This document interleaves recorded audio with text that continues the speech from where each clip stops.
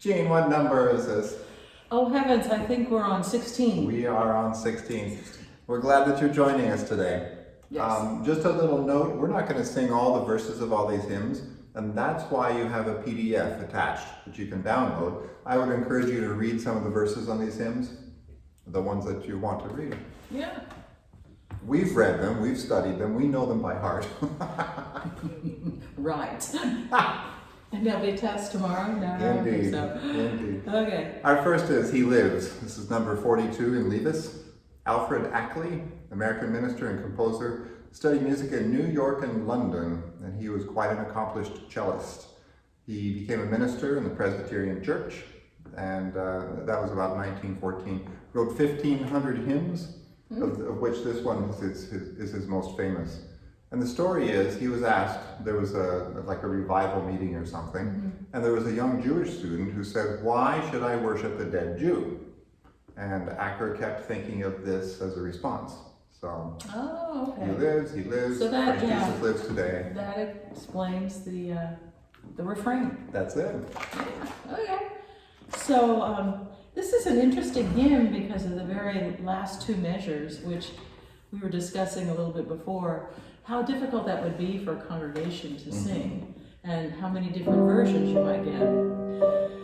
But With that hold there, the whole, another hold there, Another hold. on a high F, On a all F? sopranos can go forward. and the basses are going, oh heck no. Basses are singing harmony by that time. That's right. Or dropping down an octave because they can. Exactly. So okay, so we're going to do verse 1. There you go. And here's your intro, which will be that last line.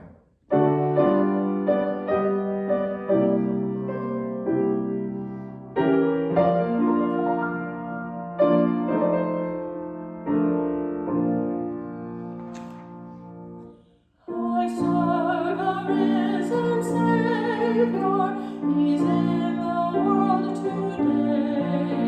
I know that He is living, whatever others say. I see His hand of mercy, I hear His voice of cheer, and just the time I need Him, He's always near. He lives, Christ Jesus lives today. He walks with me and talks with me along life's stairway. He lives, salvation to impart. Yes, I know He lives. He lives within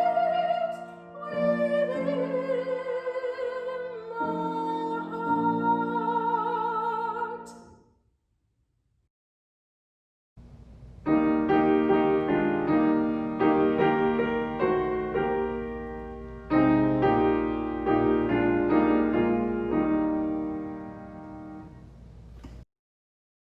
Okay, so our next one, Cliff, is 86. 86. The tune is, or the title is Let Jesus Fix It For You. This is by Mr. Tindley. We've seen Mr. Tindley many, many times. He's, Quite a few times. He's quite popular in this hymn book. So anyway, just to refresh us, he was a son of a slave, self-educated, became a Methodist minister. His church became Tindley Temple, and it was the one that had, what, 10,000? 10,000 members. Members, Yeah. yeah. And it's still an active church today. It's in Philadelphia, It's in right? Philly, yeah. So big one. So anyway, Mr. Tindley wrote both the text and the tune for this one. Shall we do 1 or 2? 1 or how many verses? What would you shall like? we do? It's short. Let's It's do short. We'll do 2. I'll do 1 and 5. That's perfect, and I will play 1 and 5. Will you really? Okay, good. Will I see a difference? Unless I bump it up a key. Oh heavens! Which would be characteristic Whatever. for some congregations. It would. It No, would.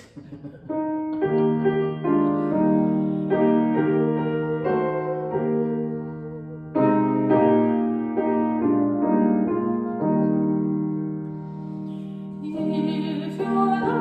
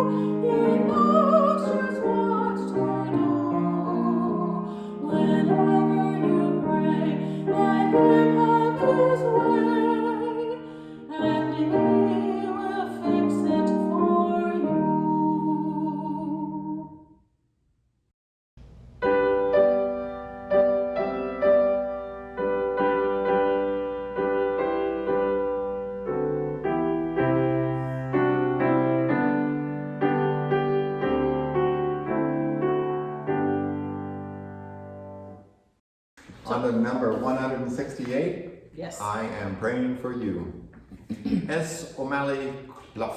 What a great name. I think this is the first time we've talked about him. We have not talked about him before, and we won't talk about him much because there's not much known about the There guy. you go. In 1884, he was the leader of the Plymouth Brethren. That was in Ireland. Wrote about 1,000 songs and composed a whole bunch of melodies. That's all we got. Interesting. Yeah. However, here is the Ira Sankey, the sweet singer of Methodism. Heavens. I know. He was recruited by Dwight Moody of the Moody Bible Institute, and he joined in his religious revival campaigns in the United States and in Great Britain. Moody preached, Sankey sang hymns, old and new.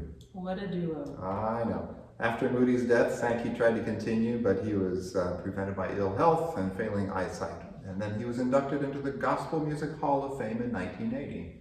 Wow. Cool. How cool. How cool is that? Yeah, he's got some serious whiskers going on there. They both do. Yeah. Mutton chop. So an interesting thing that I read about Mr. Sankey was that he did not consider that when he and Moody went out and did their revivals, he did not consider that his singing was any less than Moody's preaching.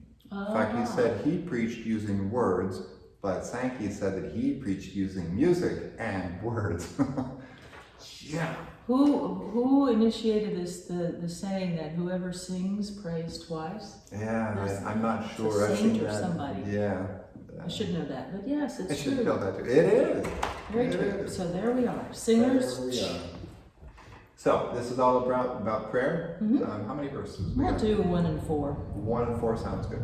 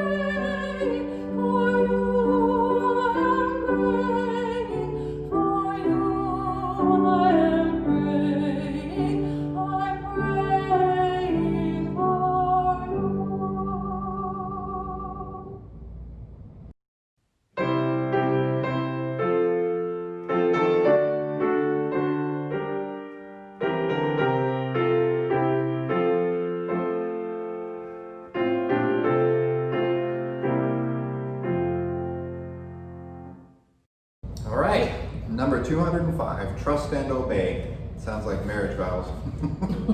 Yes, it does. I'm kidding. This is by John Sammis, 1846-1919. I don't remember where he was born, but he moved to Indiana. He became a very successful businessman. His work with the YMCA prompted him to enter the ministry, ordained a Presbyterian minister in 1880, and later served on the faculty of the Los Angeles Bible Institute. How about that? And the tune, Trust and Obey, by Daniel B. Towner, whose first teacher was his dad. He served Methodist congregations and joined with Dwight Moody. We just heard about Dwight Moody, Mr. Moody. becoming head of the music department of the Moody Bible Institute in 1893. Composed more than 2,000 songs. Gene, you and I need to start composing songs. I'm telling you what, these people were incredibly prolific, weren't they? Either that or they just wrote the same song Over and over. 2,000 times with slight variations. Who knows? The University of Tennessee awarded him the Doctor of Music degree in 1900 for his contributions to evangelistic music. How about that? He's a rather stern-looking, distinct. I don't know. What do you call that? Well, if you worked at the Moody Bible Institution, I suppose I would be. So Towner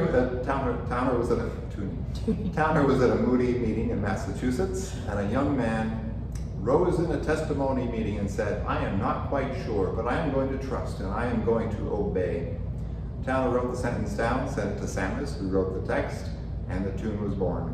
The chorus was written before the hymn. Interesting. Yeah, How about that? yeah. Well, you caught me off guard in the beginning, saying it sounded like a marriage vow. I should have said not. Not. All right. Okay. 2 verses, 1 and 5. Sounds good. Here's your intro. There's the fermata again. When we walk with the Lord in the light of His word, when glory shines on our way, while we do His good will, He abides with us still, and with all will trust and obey. Trust and obey, for there's no other way to be happy in Jesus, but to trust and obey. When in fellowship sweet we will sit at His feet, or will walk by His side in the way. What He says we will do, where He sends we will go. Never fear, only trust and obey. Trust and obey, for there's no other way to be happy in Jesus, but to trust and obey.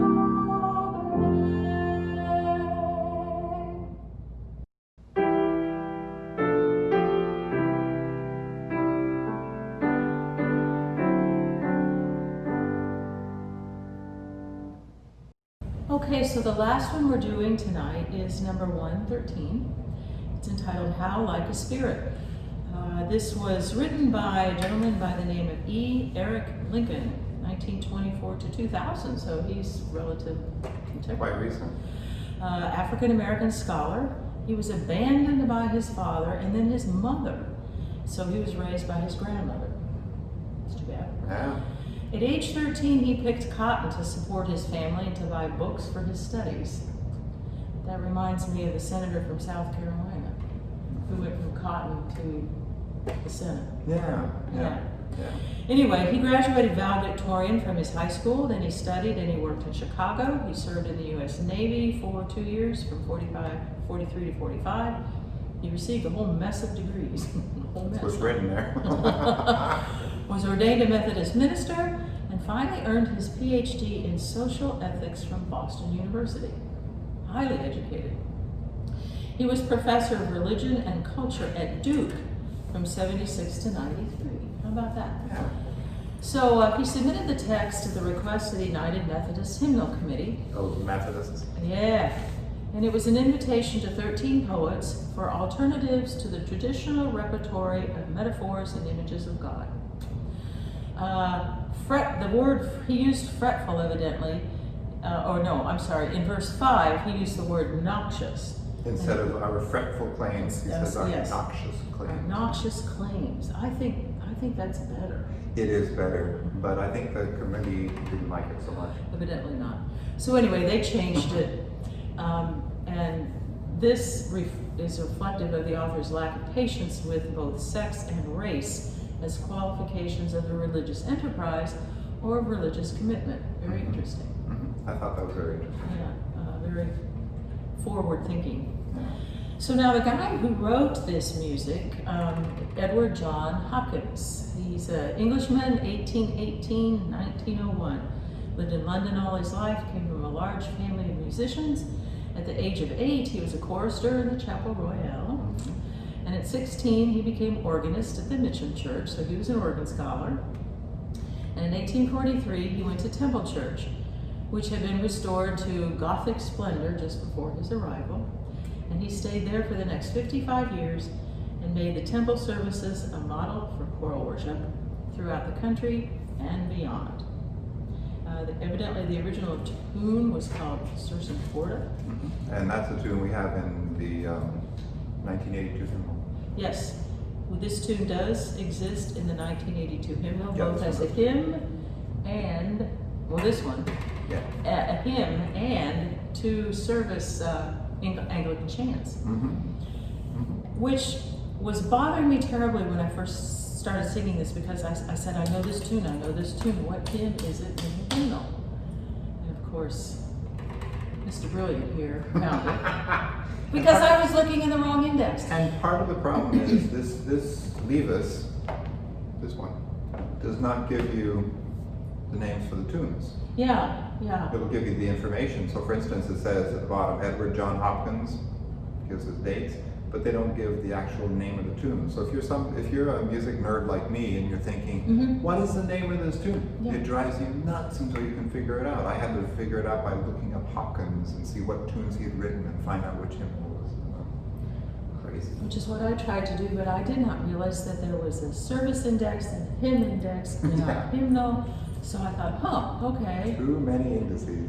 Yeah. Why did they do that? So when you were talking about the church being restored to its Gothic splendor, Christ Church is going to be restored to some splendor. It definitely And is. then he stayed there for the next 55 years. There you go. You gonna make it 55 years? I don't think so. Well, we never know. Never. Man, my tempos will be really slow by then. Oh, well. So, okay, we're going to do verses 1 and 4. And I would encourage you to, on the PDF, read all the verses. His Yes. language is really beautiful. The language is beautiful, and it even though he wrote it, well, no, he did write it. He was a contemporary writer. Never mind. Right. So God, like a mother eagle, hovers near. On mighty wings of power manifest. I love that. It's quite beautiful. Yeah. Okay, 1 and 4. Yeah. What's my intro?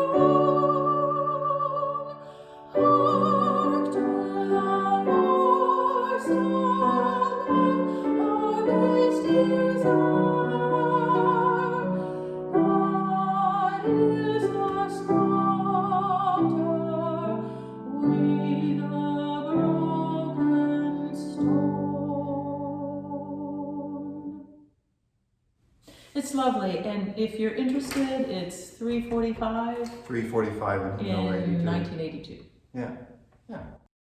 Well, Jean, that was fun. That was fun. It's always good. It's always fun. Yeah. Hope you enjoyed it. Hope you learned something. Hope you sang along. Yes. And as always, we hope that you're healthy and happy and well. And we're looking forward to when we can actually do this over yonder in the choir room again. Absolutely.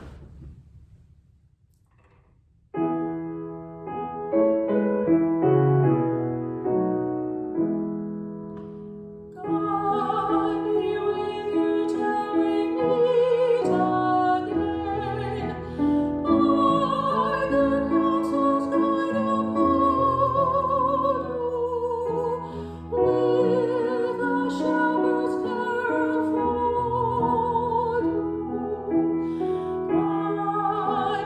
with you till we meet again. Peace. God's peace, everyone.